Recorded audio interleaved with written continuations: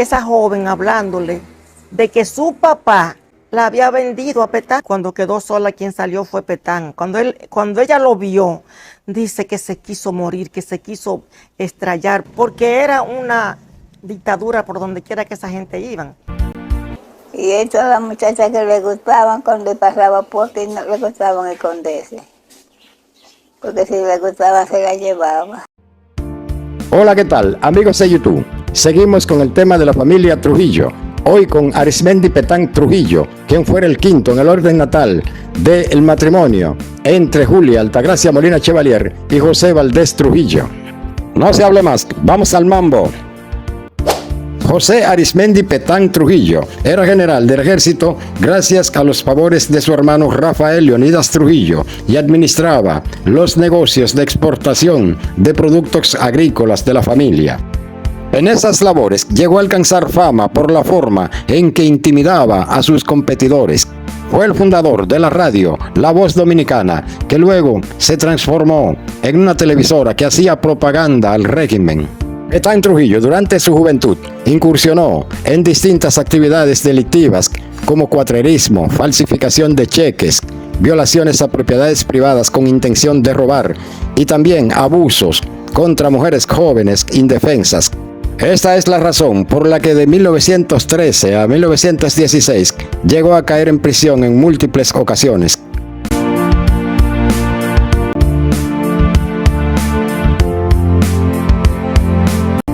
Este fue, entre todos los hermanos, el que mejor emuló y copió los ejemplos y conducta de su hermano Rafael Leonidas Trujillo. Tanto es como digo que el tirano se lo llevó con él para que participara en una banda denominada La 42, que se dedicaba al robo de ganado, la falsificación de cheques y otros delitos, por los cuales ambos cayeron presos antes de cumplir la mayoría de edad. Según reseñas históricas y biográficas, Petán Trujillo fue un bebedor, un mujeriego, un inculto con pésimos modales y escasa educación. De él se dice que era una persona cruel, indolente e irrespetuoso de la dignidad humana. Forjó su personalidad copiando el patrón de conducta de su hermano mayor Rafael Leonidas Trujillo, lo que lo convirtió en una persona autoritaria y muy arbitraria. Un deshonrador de virtudes que, apoyado en el poder que le otorgaba su hermano el tirano, llegó a cometer una serie de crímenes y delitos, entre los cuales podemos destacar laceraciones físicas a personas sin que existiera motivo alguno que pudiera justificar la agresión, violaciones sexuales a mujeres menores de edad, así también como a adultas, violaciones a propiedades privadas con la intención de robar y muchas otras barbaridades. José Arismendi Petán Trujillo fue, entre todos los hermanos, el que más problemas y dolores de cabeza le causó al tirano Rafael Leonidas Trujillo. Se ha dicho que la ambición de Petán era desmedida, lo que lo llevó a verse envuelto en serias dificultades, y Trujillo muy bien lo sabía. A pesar de que Trujillo era quien tenía el poder, en la mayoría de los problemas Petán salía airoso. Se salía con la suya porque tenía a la mejor abogada del mundo, que era la propia madre de los hermanos Trujillo, quien era la única que podía doblegar las inflexiones del dictador dominicano Rafael Leonidas Trujillo. Doña Julia nunca creyó en las barbaridades que le contaban de Petán. Decía que era un loco que necesitaba de comprensión y favores. Decía que los mayores problemas de Petán habían quedado atrás en su adolescencia y que ya de adulto solo quería que se le facilitaran las oportunidades para alcanzar el desarrollo que todo hombre desea. Los conflictos e intrigas familiares que generaban la conducta inapropiada de José Arismendi Petán Trujillo fueron resueltos finalmente cuando Trujillo, de manera inteligente, optó por entregarle el municipio de Bonao para que lo administrara como un feudo personal junto a su emisora, La Voz del Yuna. También para satisfacer las vanidades y las ambiciones desmedidas de aquel espíritu desordenado de Petán, el generalísimo Trujillo lo ascendió a primer teniente honorario del ejército. Se quitó un problema de encima que con dolor, sufrimiento y tristeza cargó con él la comunidad de Bonao. Los escándalos, abusos y las acciones inmorales y abusivas pasaban desapercibidos como si fueran acontecimientos regulares y normales. También el programa Archivo de la Nación llegó a publicar testimonios de personas que conocieron a Petán y que fueron testigos oculares de los abusos, violaciones e injusticias cometidas por a mujeres de Bonao. Esas que le gustaban cuando pasaba por ti no le gustaban esconderse, porque si le gustaba se la llevaba. Nadie lo podía meter preso. Un batón ballet. Tenía que ser nada más de niñas, de muchachas. Y él a veces asistía. Y cuando las personas veían que él miraba a una de las muchachas, ya le decían al papá, huye con ella porque te la van a quitar. A él le llamaban el guaraguao.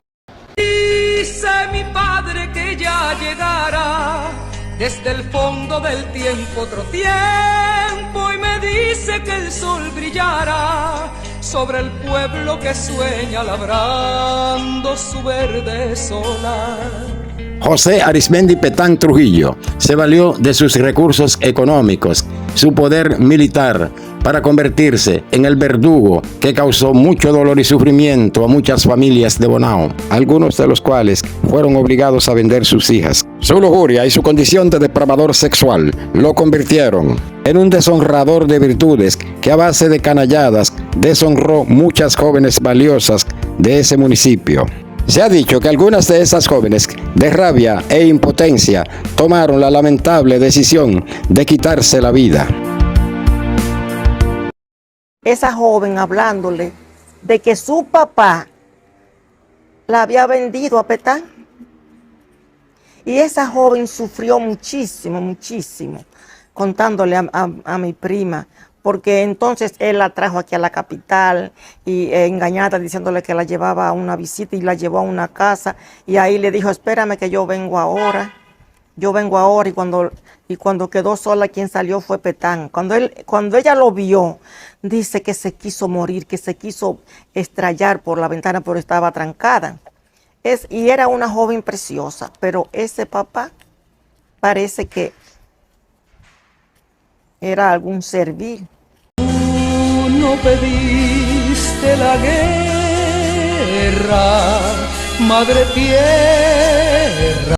El desenfrenado morbo de Petán y su incontrolable lujuria eran a tal magnitud que ni siquiera respetaba las niñas en edades escolares. Las acosaba, incluso visitaba las escuelas donde tenía algunas víctimas. Yo recuerdo que estaba en la escuela. Cuando Petán llegaba a la escuela a visitarla, se sabía seguido porque le daban un toque a la campana y le gustaba ir a la hora de recreo, porque como estuviéramos, teníamos que quedarnos. Si estábamos tirando la pelota, ahí se quedaba uno, y si la iba a correr, ahí estaba. En ese momento se hacía un silencio único.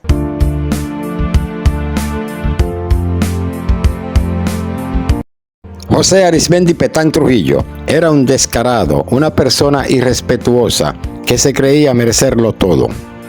Era un hombre bruto, tóxico, traicionero, carente de escrúpulos y un lujurioso insaciable.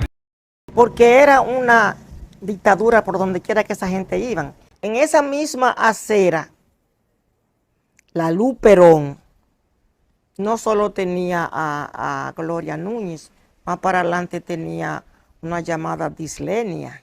Después, más para adelante, en la misma acera, trajo otra de un campo por allá, una familia, su mamá con las hijas, y una de ellas, llamada Chachita, era de él. Y así, pero al cruzar la Padre Villini, en la misma acera, tenía otra, ahí mismito toda cerca. Y en la misma acera, esa se llamaba Negra, yo no sé si era Negra Jiménez, era de la familia más importante de Bonao. Y en casa de Negra tenía otra muchacha que busco el nombre y no recuerdo.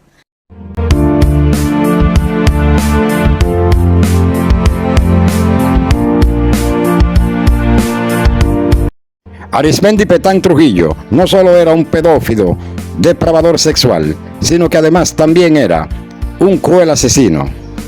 Fueron muchas las personas que cayeron víctimas de la brutalidad de este cruel personaje. Petán Trujillo tenía una hacienda cerca del área de Pedro Brown.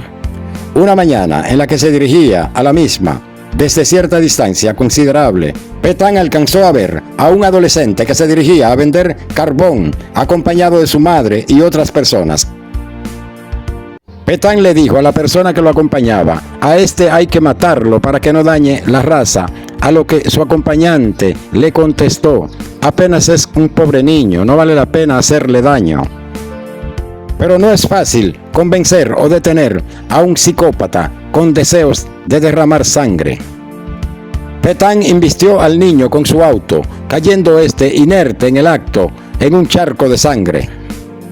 Los familiares que acompañaban al niño no tuvieron otra opción que, en medio del dolor y el llanto, recoger el cadáver del niño y enterrarlo. Nadie se atrevió a denunciar este horrible crimen. Me imagino que ustedes, como yo, saben el porqué. Acciones como estas nos dejan entender la clase de persona que era el recalcitrante y energúmeno José Arismendi Petán Trujillo.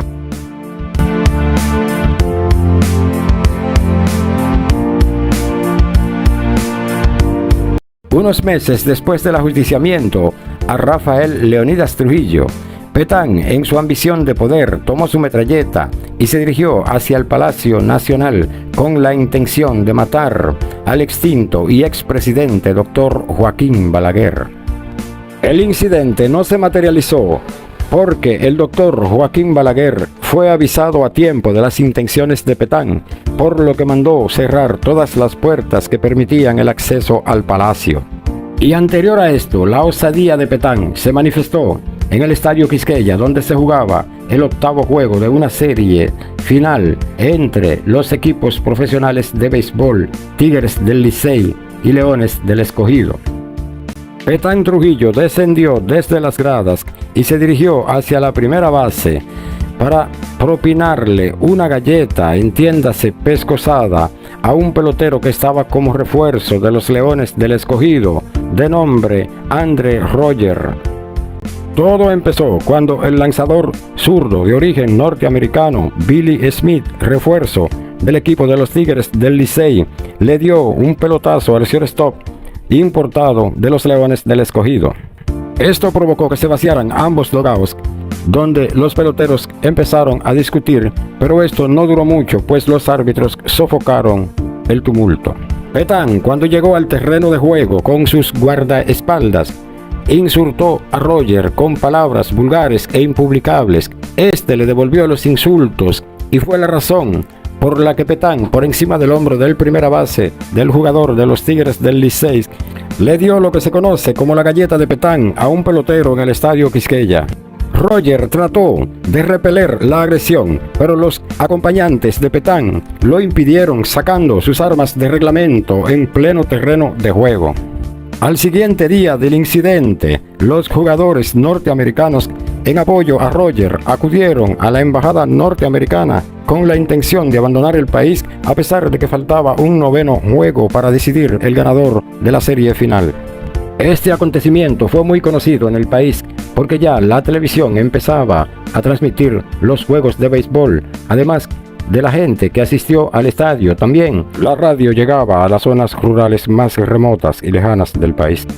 Ningún periódico de aquella época se atrevió a publicar una reseña que dijera la verdad sobre lo que sucedió en el Estadio Quisqueya, por miedo a represalia que pudiera tomar el gobierno de la dictadura en su contra. Trujillo se vio en graves aprietos, por lo que tuvo que sofocar ese sentimiento de inseguridad que sentían los peloteros y la misma sociedad en sentido general. Pero Trujillo, con su genialidad acostumbrada, fabricó culpables y castigó a los menos indicados. Para el noveno juego, que era el último de la serie final, Trujillo, que apenas asistía al estadio y que nunca se quedaba, presenció el juego completo desde las gradas como una forma de decir: todo está bien, todo está arreglado. Los estudiosos de la historia de la familia Trujillo La mayoría coincide en que, exceptuando a Rafael Leónidas Trujillo, Arismendi Petán Trujillo fue el más ambicioso, temido y controversial de la oncena de hijos procreados por José Valdés Trujillo y Julia Altagracia Molina Chevalier. Tan desmedidas fueron su conducta y su avaricia que el tirano, para menguar los dolores de cabeza que éste le causaba, optó por entregarle el municipio de Bonao y sus alrededores para que lo administrara como proyecto personal junto a su emisora La Voz del Yuna. Y finalmente falleció el 6 de mayo del año 1969 en Puerto Rico tras padecer por algún tiempo de arteriosclerosis cerebral que fue la causa de su muerte. Esperen el próximo con Aníbal Trujillo. Bye bye.